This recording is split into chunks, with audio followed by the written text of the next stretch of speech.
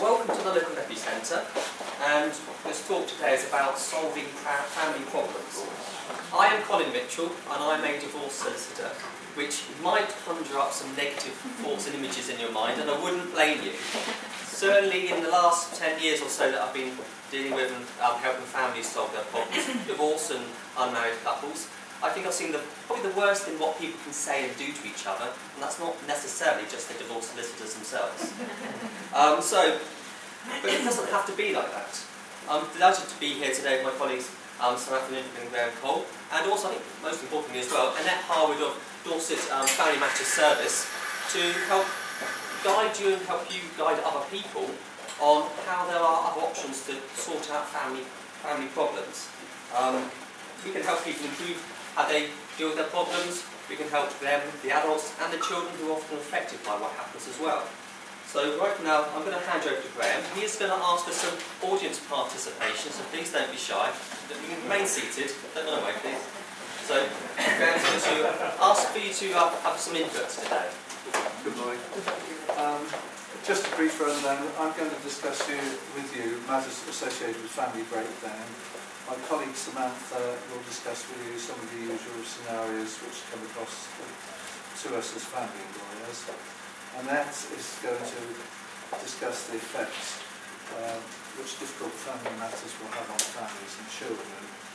Colin then is going to have a more aggressive approach as to what can be done with resources.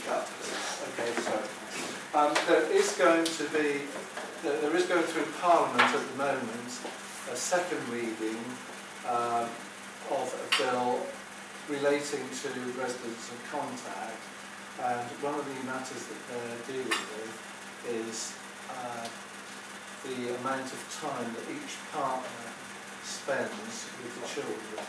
And the idea behind that is that much time is wasted at court on divorces, where the parties are bickering about who's going to have the children for what time.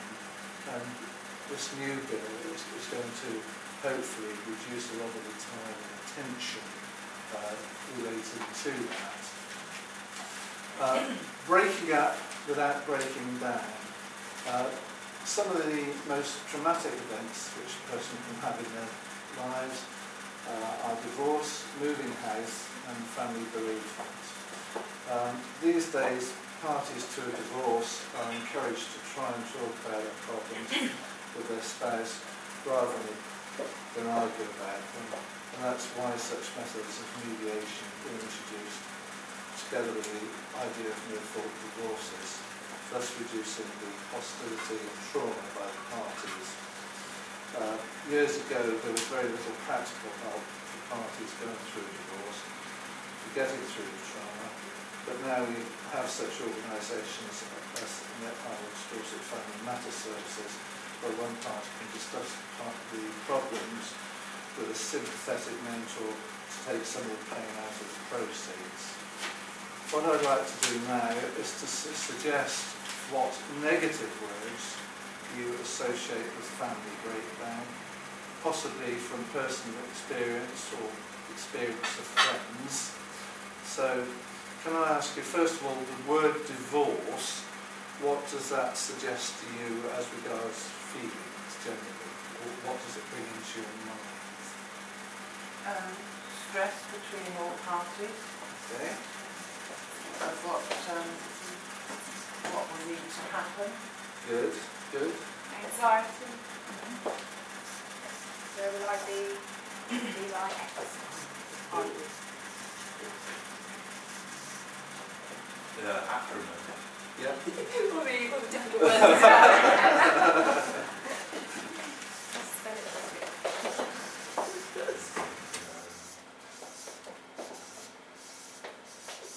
Anger.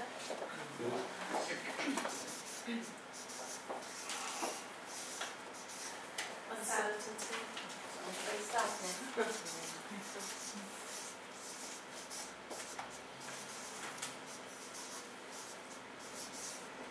Say sadness, isn't it?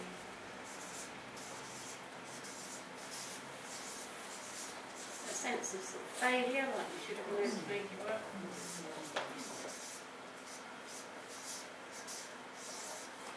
thoughts?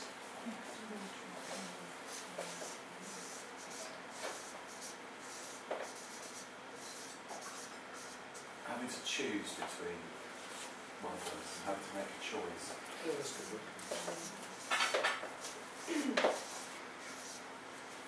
Disruption.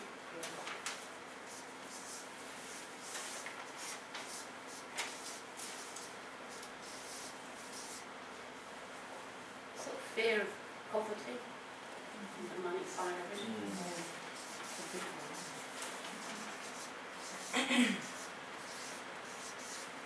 Gosh, that's really, really awful to see all that down on a piece of paper, Yes. isn't it? But it's very negative, isn't it? Yeah. And what we need to approach is ways of making this into a positive proposals for the future. So Sam's going to talk about some of these problems that we have in relation to clients generally, and then Colin's going to talk about ways forward of dealing with these problems. Okay, I'm going to talk about the 3 generalised scenarios we come across with families. I'm going to sort of try and do it in picture form. I have a law degree, I don't have an art degree, so please bear with me. So we've got family A.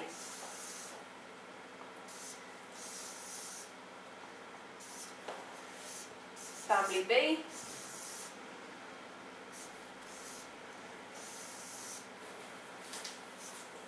And family C.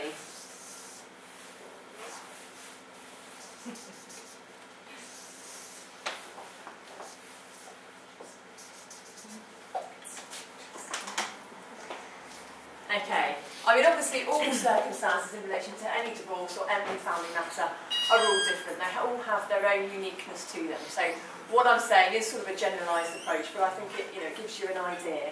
Family A is your completely amicable family that may agree to a separation, agree the split of how the children will be contacted, sort out the finances, everything's absolutely fine, and they never have a harsh word to say to the other person. In reality, that's not particularly normal. There is some people that are able to do that, but the majority of the times that isn't the case.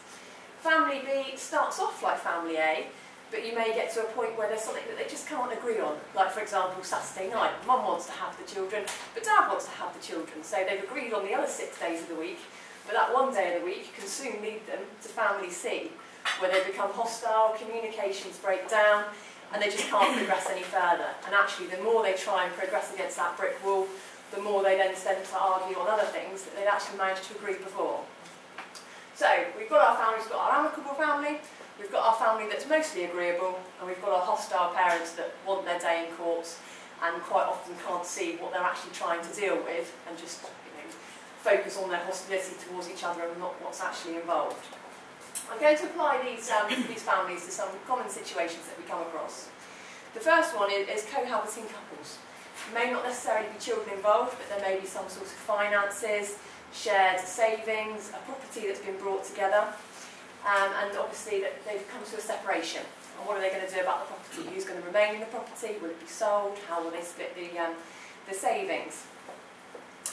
They may be family A and they're able to agree, well, we both put 50-50 into the house, that's fine, we'll divide it 50-50. But it may be, in the times that we're in at the moment, the property's lost value, and actually the amounts that they both put into the property, there isn't enough for them to both get that back out again. So how are they going to reach an agreement as to who gets what? It may be something they can deal with themselves, or it may be that they're family B, that they're not quite sure what to do, they need a little bit of help. And that's where myself, Colin, Graham, and Annette can perhaps provide some input, not necessarily tell them what the answer is, but guide them for things to think about. And quite often that keeps the communication going, gives them things to think about, and they're able to then reach a decision themselves, and they're able to resolve the matters, and everything's sorted. Sometimes parties, like I said, start off as family A and get to a point that they can't agree what they're going to do on a specific issue, and they don't necessarily seek help and going to do it themselves. But that anger all those negative words that we had there start to come into play, and things become bitter, communications break down, and quite often court proceedings are issued. As I've explained with family B, if we'd gone to sort of some assistance from outside, whether it be mediation or a third party, there was no need for the court to be involved. Whereas if help isn't sought and help is perhaps needed at that point, we can very quickly get to family C that have gone to court, and the court obviously then make a decision. Costs have spiralled, and our experience is quite often that when you go to court, you get the parties that come out that neither are particularly happy with the outcome because they've had a decision imposed on them by a court rather than something they've actually agreed between themselves. So that was my scenario in relation to a cohabiting couple. The same scenario can also be applied to perhaps a couple that are going through a divorce. It may be that they agree on the finances and that they know how to sort it, they know what they're going to do, they've agreed everything. But maybe the law's a little bit confusing, they don't quite know which forms to fill in or what to do, and they think, oh, if one of them approaches a solicitor, I need to get a solicitor because they've got a solicitor. And again, those words we had up before come into play and anger starts to come in. Again, we're more than willing to provide assistance with couples that may wish to finalise their divorce or finalise their financial matters. We don't need to necessarily go on record, so to speak, as acting for one party or the other. We can just provide assistance and guidance into completing the forms that the parties can then do between themselves, which again avoids the anger and the other party being more dominant than me, and I need to get a solicitor involved and I need to pay lots of money per hour. It doesn't need to be that way at all. My three families here, I think, is in relation to children. There's a large range of scenarios when it comes to children. It's not just a case of dividing finances or dividing a property. When it comes to children, there's lots that needs to be sorted. You may have parents that have been together a long time and need to agree contact with the children. You may have parents that have never been in a relationship together but still need to agree contact with the children. And sadly, there are some situations involving domestic violence and abuse. And in those situations, quite often the courts do get involved and social services may become involved. But that is a small majority of cases that the court would be the next progressive step for that. In cases that don't involve domestic violence or abuse issues, there's no need for the court to necessarily become involved, and we'd be aiming to encourage parties to try and sort it out themselves without even considering the word court. With family contact matters now, the courts will not actually allow any applications in relation to children matters to be issued unless the parties have at least first attempted mediation. Like I said, in cases of domestic violence, this isn't necessary and there's an exemption to that, but I'm focused on the cases other than those. So the court would have expected parties to have at least attempted a mediation session and obtained a form to say that they've gone to mediation, at least tried it. Quite often parties find that when they go to mediation they're able to sort it and no application needs to be submitted. Whereas in other instances they've got all those anger words in their heads and they go to mediation as a formality and they're aiming to get to court, which obviously we try and encourage parties not to do. The ideal situation in relation to child contact is obviously for the parents to try and agree things between themselves. In a perfect world they'd be able to sort out exactly who has the children when. We'd never see them, the court would never see them, and that would be absolutely fine. But like I said, sometimes people do get to a point that they agree majority of issues, and there's just one tiny little thing that they can't agree on. And very quickly that can spiral into hostility and can lead the parties to unfortunately end up in court. Like I said before, the court solution should not be necessary in the majority of cases. And the outcome of going to court is often not what was desired by either party. Because like I said before, it's the judge imposing a decision on both of them rather than them agreeing between themselves and reaching a decision. And you can quite often be left with two rather unhappy parties and rather empty bank accounts. If help is sought when parties start to become stuck, this is family B, we can sometimes refocus their attention. We can say to them, look, you've agreed 6 days of the week contact, it's just this 1 day a week contact. And we could provide suggestions of what they could do and maybe things to think about. And they could go away and think, oh, actually that's a really good idea. And they can start bouncing suggestions back off each other, and hopefully that will lead to some sort of agreement, and then there's no need to issue a court application.